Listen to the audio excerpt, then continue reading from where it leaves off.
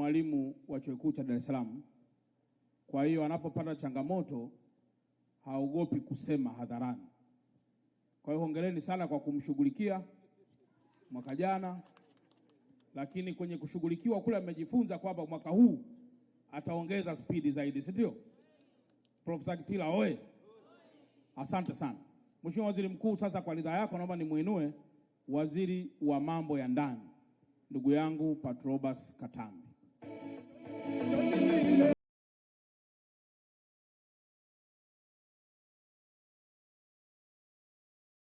Tanzania oye!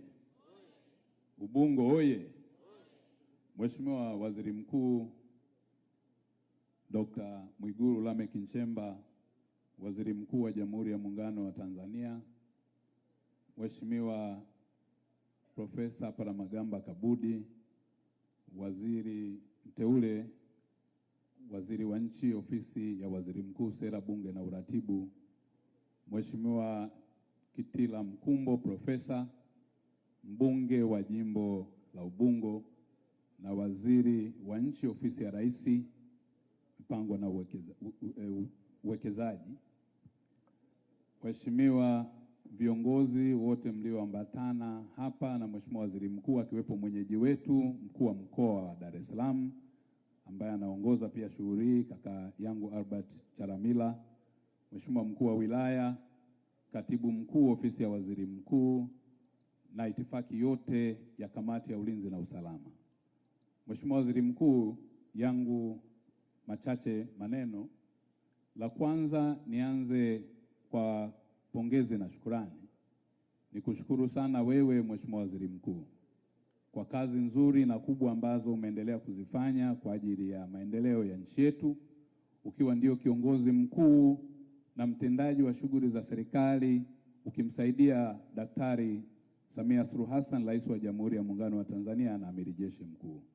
Kazi zako tunakushukuru, wa Tanzania tunaziona, na umeendelea kuweka bidii bila kujali sikukuu wala siku za wikendi, hauna mapumziko. Mwenyezi Mungu akubariki sana.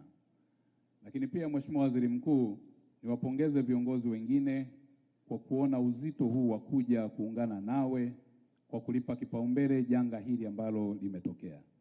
Katika eneo hili Mheshimiwa Waziri Mkuu, sisi la kwetu kwanza ni tumejifunza kutokana nalo na tunaendelea kujiimarisha kama vyombo vya ulinzi na usalama kuhakikisha kwamba hasa katika upande wa majanga ya moto kuendelea kufanya tathmini ya athari za kabla ili kuhakikisha majanga makubwa kama haya ya moto yasiweze kujitokeza tena, ikiwa ni sambamba na kutoa elimu ya kujikinga na tahadhari za moto.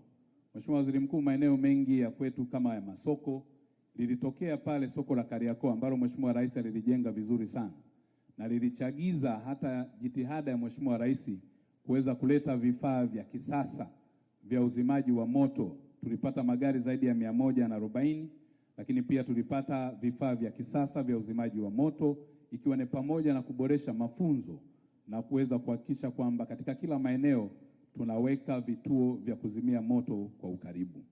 Kwa hapa tumeweza kusaidiwa na kituo cha Ilala, kituo cha Ubungo katika stendi ya Magufuli, lakini vivyo hivyo kwa eneo letu la hapa Ubungo, ambao wote hao wamefanya kazi kubwa kwa siku baada ya kupata taarifa, Mheshimiwa Waziri Mkuu.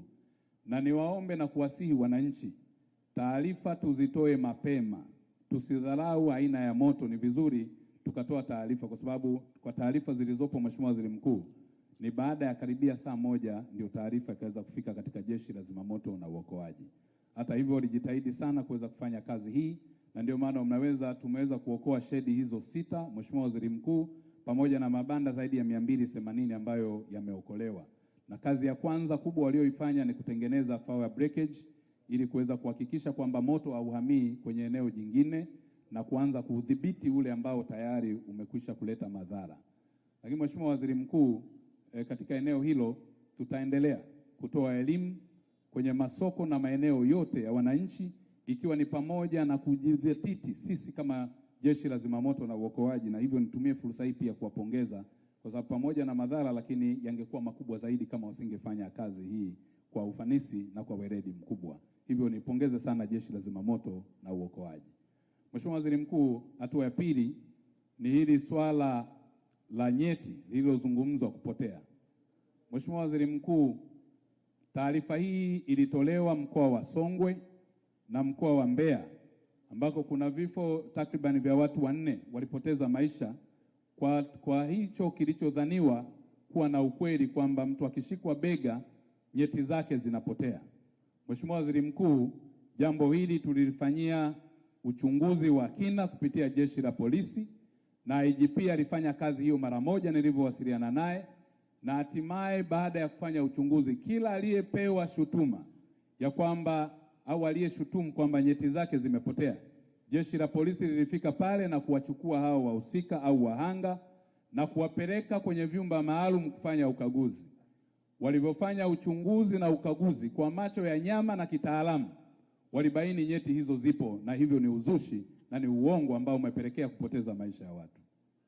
Sasa haya, Mheshimiwa Waziri Mkuu, ni mengi, ni kama mauaji yaliyokuwa yakitokea katika watu wenzetu wenye albinism. Ni mila potofu na ni uzushi ambao unaleta madhara makubwa kwa Watanzania. Mheshimiwa Waziri Mkuu, wapo watu wenye albinism waliopoteza maisha yao kwa kuamini kwamba ukiwachanja aidha viungo vyao au kuchukua uhai wao, na baadaye unaweza ukapata nafasi za kibiashara, kufanikiwa zaidi au kushinda kwenye uchaguzi. Sisi wote ambao tumeingia kwenye siasa, hakuna aliyeweza kushinda kwa viungo hivyo, na kama ingekuwa hivyo basi wote wangekuwa wabunge na wangekuwa katika nafasi za uongozi. Ni uzushi ambao tunahitaji kuukemea kwa sura zote za kidini, kimila, lakini pia kwa vyombo vya ulinzi na usalama na kusimamia sheria. Hivyo Mheshimiwa Waziri Mkuu, kupitia safari yako hii ya kuja kuwapa pole, nitoe karipio kali kwa wananchi wote ambao wanazusha mambo haya. Wale wote wanaojichukulia sheria mkononi, tutachukua hatua kali na hatutasita kufanya hivyo, kwa sababu tunaenda kuathiri maisha ya watu, na wapo ambao wanapigwa, Mheshimiwa Waziri Mkuu, wanapata ulemavu kwa kitu ambacho ni cha uzushi. Uzushi huu umekuwa ukienea kwenye mitandao ya kijamii, na hivyo namwagiza kwa kutumia nafasi hii IGP, mkuu wetu wa Jeshi la Polisi, kuchukua hatua kali kwa wote wanaotoa taarifa za uzushi kupitia mitandao ya kijamii.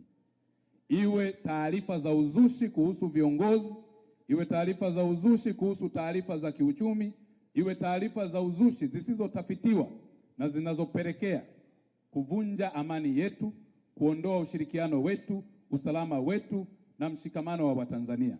Uzushi wowote ambao utafanywa, kwa kweli Mheshimiwa Waziri Mkuu, mtatusamehe, itabidi tuchukue hatua kali za kisheria. Mheshimiwa Waziri Mkuu, ni hayo yangu machache.